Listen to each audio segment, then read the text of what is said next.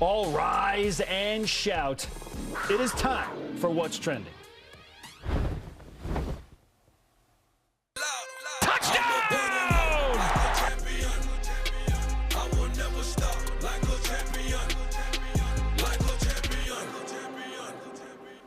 Will Jaren Hall play in the bowl game? That is the question for the Cougars as they get set for the Mustangs. We're thinking about high ankle sprain. Don't know what the prognosis is specifically. We know that Kalani Sitake addressed the situation with Jaren yesterday. Will he play? Here's Coach Sitake on his quarterback's current status.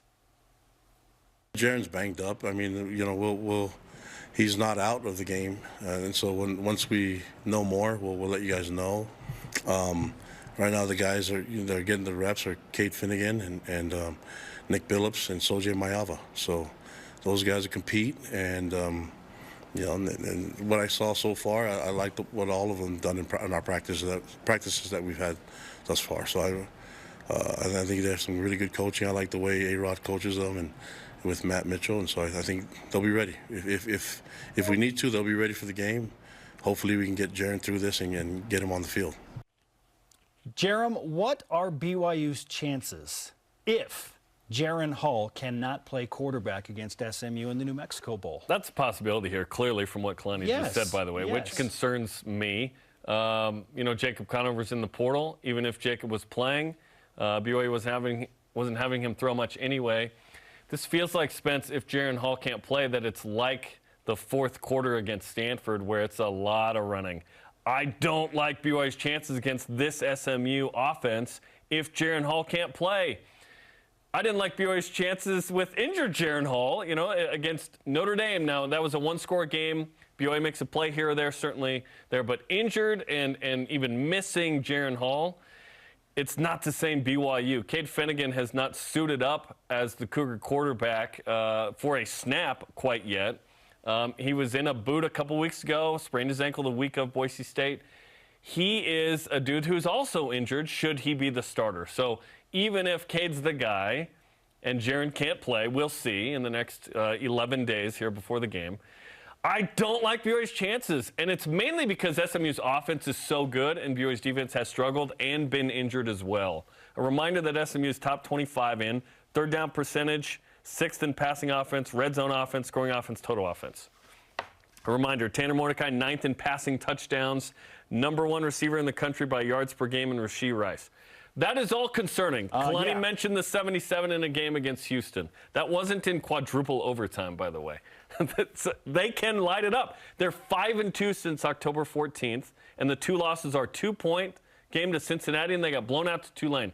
Those 2 were tremendous teams in the regular season. Guess what? Tulane's the New Year's Six team. Tulane's in a New Year's Six bowl game. So you're telling me they lost one game that they should have lost to Cincinnati, and Tulane was the game they were definitely going to lose. This team's on fire outside of those 2, and they almost beat Cincy. Played a one-score game with TCU, for crying out loud. Everybody did. There were 6 of those. But if BYU can do what it did against Stanford, rush for 300 plus, which is crazy. BYU did it twice this year, though. South Florida and Stanford, teams that play defenses that stunk. Maybe. But the Stanford offense didn't challenge BYU like this SMU offense will. So, honestly, straight up, I am very concerned if Jaren Hall is not healthy and can't play. And it sounds like he's not going to be healthy regardless. Yeah, I'm just expecting him not to be able to play. I need to go there mentally because I don't want to have that letdown when bowl game day rolls around. Like, I just need to go there. So I have gone to the point where I'm like planning on Jaren Hall not playing. Cade Finnegan is the starter. And who knows how healthy Cade Finnegan is because he was in a boot as of like 10 days ago. BYU's in trouble in this game. Yes, it's okay to admit that. Your second-string quarterback is in the transfer portal, gone. Your third-string quarterback is dealing with an ankle issue of his own. And your starter, come on, like, we got to be real. Like, for me, I got to prepare. Let's get real. As if he's not going to play in this game. Yeah. Like, and what risk is Jaren putting in if he does go to play? Like, does this help his draft stock if he plays in the bowl game and he's not healthy? And does it injure his ankle even more? Correct. There's too much risk. He has got to run in a 40 in 3-ish months. Okay? He needs to be fully healthy, training. That all comes into account in this conversation. I just got it, yeah. So I have gone to the point where it's like, okay, it's Cade Fennegan and Soljay Maiava and Nick Billups. Right, those are the 3 quarterbacks for BYU. The situation is if not that's great. The case, it's not great. I'll be surprised if BYU wins. Okay. I want BYU to win. I'll be surprised. BYU's offensive line was challenged for the last 3 games against Boise State, Utah Tech, and Stanford. They answered the call. They did a really nice job. Totally. I expect BYU to implement a game plan like they had, not against Stanford per se, because just hand the ball. Yes, yeah, exactly. And Stanford's defense is super porous. SMU, as bad as their defense is, I don't think they're as bad as Stanford's defense. But bad. They're bottom 25 on everything that matters. I expect BYU to implement a game plan like they had against ECU, which was clearly hold on to the ball as long as possible, try and establish a really, really solid ground game, and just meticulously work your way down the field. BYU is Air Force minus the option now. Yeah. BYU. Ken Niumatalolo's greatest wish has finally come to pass. BYU's key to beating SMU is to have a game plan like they did against ECU. ECU was another high-scoring offense out of the AAC. And that game day, we went in saying, hey, it's another first to 40 scenario, probably wins this game. But BYU significantly slowed the game down, had trouble stopping ECU's offense and getting off the field, but it was a close game. So I expect BYU to just go heavy on the ground game. And can SMU's defense step up and stop BYU's offensive line and the ground game? And can BYU slow SMU out of all? Their offense is just real good. You slow them down by not giving the SMU offense a lot of opportunity to go and score. This is UAB last year, but there's no Baylor Romney or Tyler Algier. That's concerning. Who's the running back that's going to save BYU? Can Chris Brooks do what he did? He was Hinckley Ropati a little bit, right? In the screen game, had the long run against Stanford. This is UAB minus Baylor and Tyler. BYU's had good performances from backup quarterbacks in bowl games. Have they? Tanner Mangum's backup performance in the Poinsettia Bowl. Those guys had snaps before. Yeah, Tanner did not play well in the Poinsettia Bowl. Or BYU. Jamal Williams had to run for 219 yards with BYU to win that game. We'll chronicle that later. Yeah, in Christian Stewart. No, Christian Stewart started like 6 games. No, he started 8 games. It was the whole rest of the season. We are in huge trouble in this bowl game, and I am concerned. It's okay to be real. Get healthy, Cade Fennegan. Get that ankle healthy. And BYU plays Utah, who just beat Arizona that day in basketball. Got to win that game, too. Hey, December 17th. Everybody clock in, man. Pressure. Jeez. I'm stressed now. Go. Speaking of, the transfer portal, topic 2, officially open. At least 5 BYU players have announced they're entering it. Nowadays, you have to recruit your own players to stay, as well as bring in others, add to your team. Here's Kalani Sitake on the subject. The transfer portal, all that stuff's open for everybody. So I think that's part of college football now, and we'll just have to deal with whoever comes and goes. It's just nowadays there's just way more. Back in the day when people transferred, is usually for playing time, and now there's a lot more involved. So that's all right. We'll just have to deal with it. So far, our focus in the transfer portal have been getting guys that fit our program. And I can't really complain about the guys that we've brought in. I think they've made an impact on and off the field for us, and so we'll keep trying to get the right guys in through the portal, but we also recruit from within first. You got to do it. So BYU, will they have more transfers coming in or out of the program?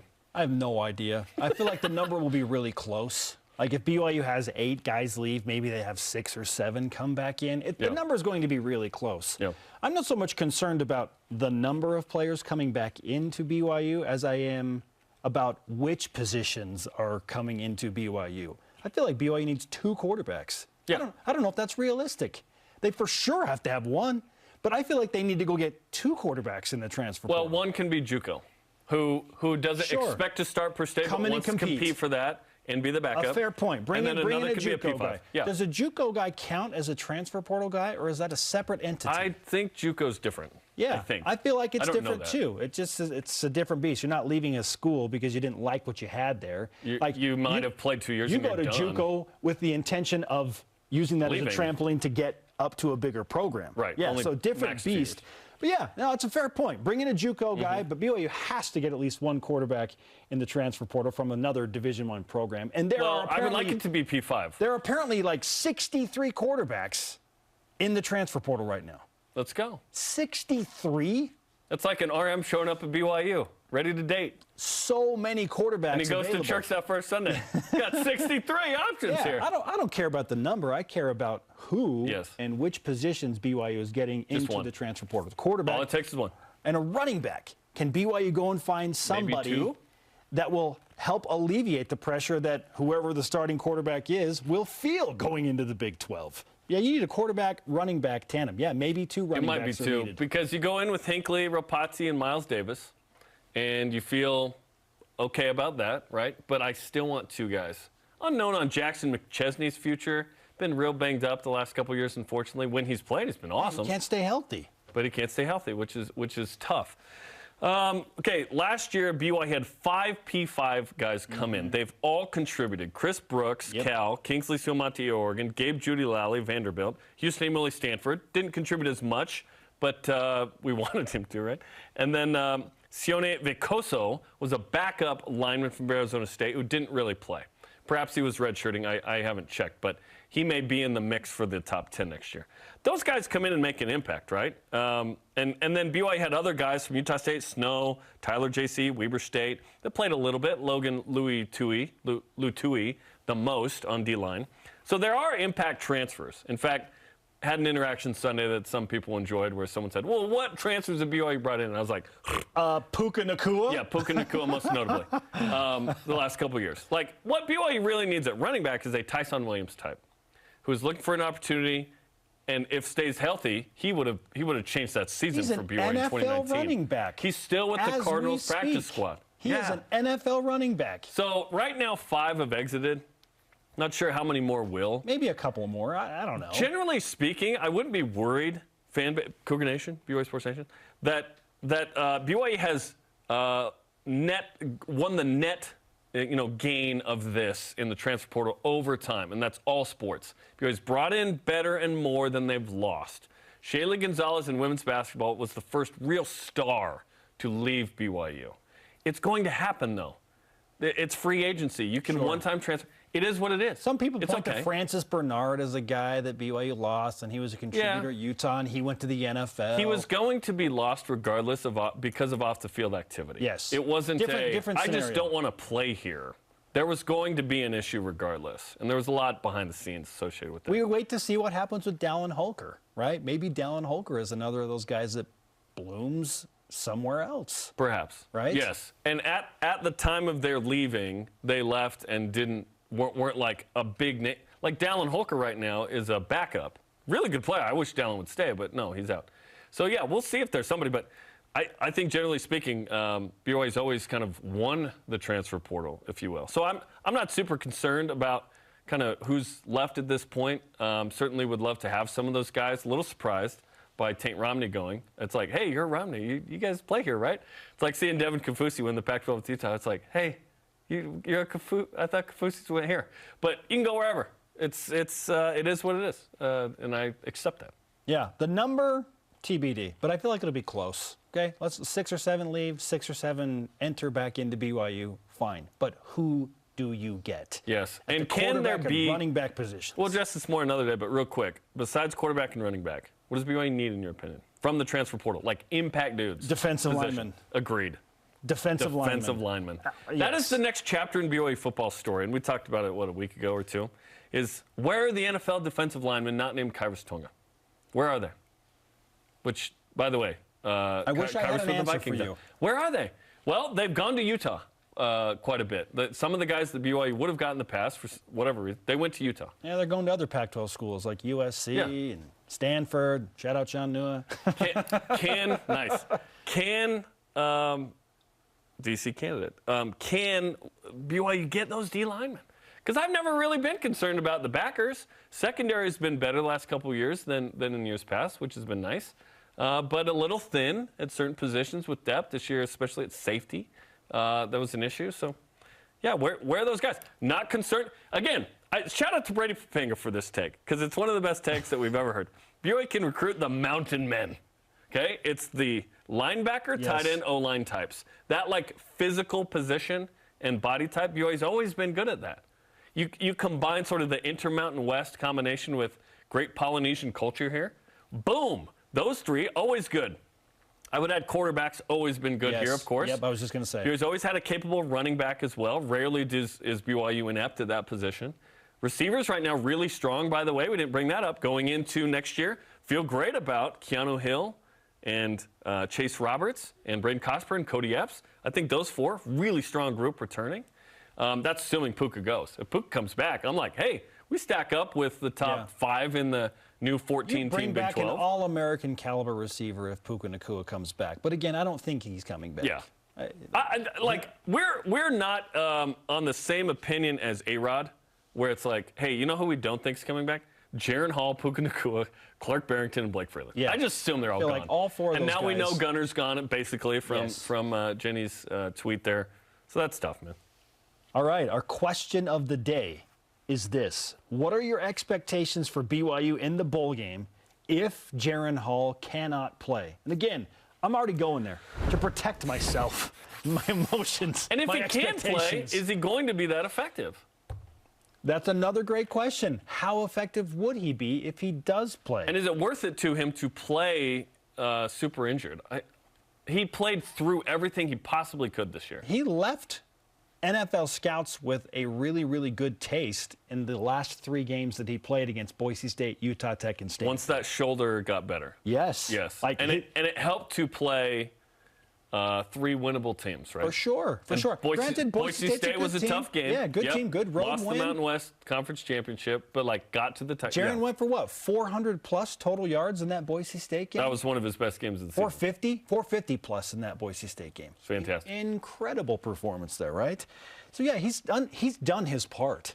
I don't know that he has anything else left to do. He's put in his time. He's going to be honorably discharged as BYU quarterback. Yeah, if he's healthy, yes, play in the bowl game so that you can say that you played in a bowl game for BYU. But he's not. I don't think he's a box checker like that, though. He's not healthy. Yeah, I think he's like, well, I'm going to hurt us, maybe. He's good. If he's not good.